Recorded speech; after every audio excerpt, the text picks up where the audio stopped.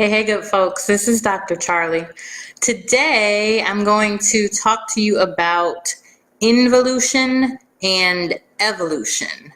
Evolution you've probably heard of, and involution may be a new term for you today. These terms come from Tantra.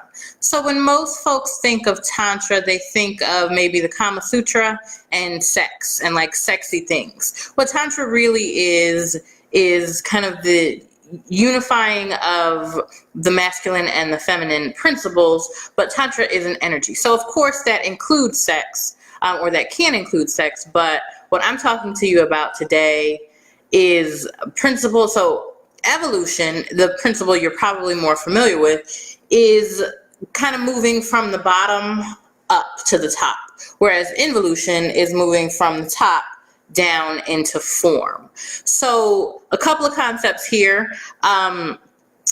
We're also going to talk about Shakti Shiva, which are entities. So that's sacred masculine Shiva and sacred feminine Shakti are also forms of evolution and involution, respectively. So evolution, if you think of, so evolution, we think of actually men. So this is the Shiva principle, which is form, where even in sexual energy, sexualized energy, men tend to get hot, as it were, from the bottom up. So we think about body, which includes your genitalia, your heart, and then your head. So those three segments, men often go body first, then heart, then head. That's evolution. So moving from form into spirit. Also, that represents Shiva, the masculine principle.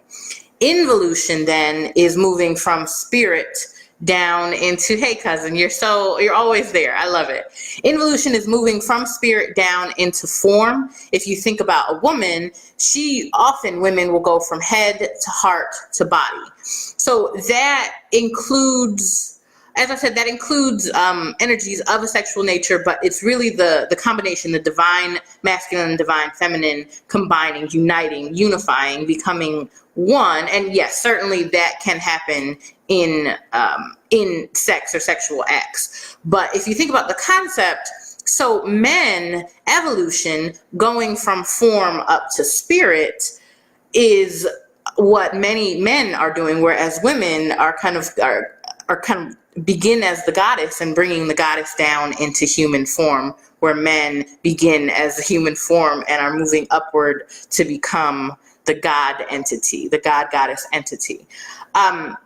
So these two principles, evolution and involution, are also really about processing the world, about women often, for me, I can absolutely speak for myself. For me, if you have my head and you have my heart, you have me, like you have my full presence. Whereas often for men, it's bodily first, and then their heart, and then their head eventually shows up and says, hey, this might be a thing as well.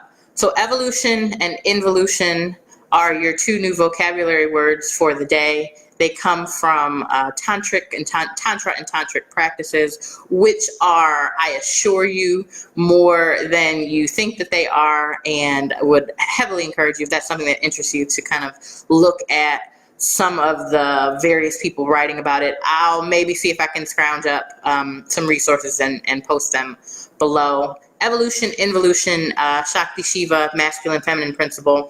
Also with Shakti Shiva, so Shiva as form, Shakti is the animating life force that makes this form dance, as it were. So Shakti, again, that's the feminine principle, that's the divine feminine principle that comes down through. And the Shiva principle is the masculine principle form. That also works at a really broad level, like creation stories. Many non-anglicized creation stories involve birth.